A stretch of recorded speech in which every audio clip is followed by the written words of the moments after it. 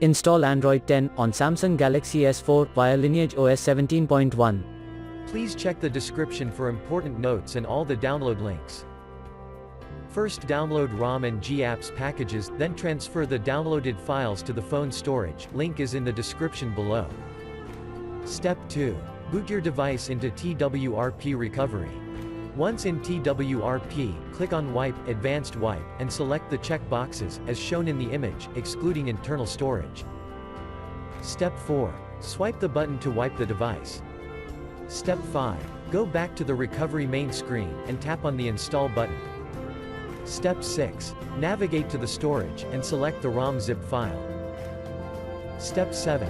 Finally, swipe the button on the screen, to install ROM file. Step 8. Flash the GApps zip package, in the same manner. Step 9. After GApps flashing completes, select Wipe Cache and Dalvik from bottom left side of screen, and swipe to wipe. Step 10. When the flashing process is complete, hit Reboot System. That's it, you have successfully installed the ROM on your device.